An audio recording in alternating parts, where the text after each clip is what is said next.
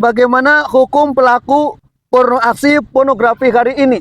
Kalau menurut Islam, sudah jelas segala macam bentuk perbuatan-perbuatan yang mengarah kepada zina itu harus dilarang. Ayatnya jelas, wala taqrabuz zina innahu kana fahisatan wa sa'a sabila. Janganlah kalian mendekati zina. Mendekatinya aja sudah nggak boleh, apalagi sampai pada perbuatan zinanya. Jangan dibalik, yang nggak boleh kan mendekati, zinanya boleh. Itu namanya pakai mafhum mukhalafah. Mafhum yang berlaku muwafaqah. Mendekatinya aja sudah nggak boleh, apalagi melaksanakannya. Lalu bagaimana hukuman orang-orang yang baru mendekati, belum sampai zinanya? Maka jika mereka belum sampai pada zina, tidak berlaku hukum rajam dan tidak berlaku hukum cambuk. Kenapa? Zinanya belum, baru mendekati saja. Maka dipilihlah hukum yang lain, namanya takzir, bukan tajir. Kalau tajir itu saudagar namanya.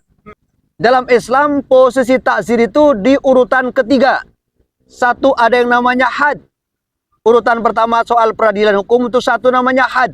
Yang kedua namanya jinayat. Turun ketiga namanya takzir. Turun keempat namanya mukhalafat. Jadi orang yang terindikasi berzina tapi belum berzina, baru mendekati zina, itu bisa kena takzir. Apa bentuk takzirnya? Serahkan pada penguasa. Mau dipenjara ke 3 bulan, mau dicambuk ke 3 kali, terserah. Tapi kalau sudah berzina, maka apa? Harus dirajam atau kemudian harus dicambuk. Tetapi hari ini di negara kita semuanya tidak berlaku. Mukhalafat tidak berlaku, takzir tidak berlaku, jinayat tidak berlaku, had tidak berlaku. Maka tanggung jawabnya dan termasuk dosanya itu menimpa kita semua. Yang menyadari atau tidak menyadari, kita tertimpa dosa itu. Karena kita mendiamkan pezina tidak dirajam. Karena kita mendiamkan pencuri tidak dipotong tangannya. Karena kita mendiamkan pembunuh nggak dikisos. Karena kita membiarkan segala macam bentuk kriminal tetapi tidak diterapkan hukum Allah. Maka kita mendapatkan dosa mendiamkannya.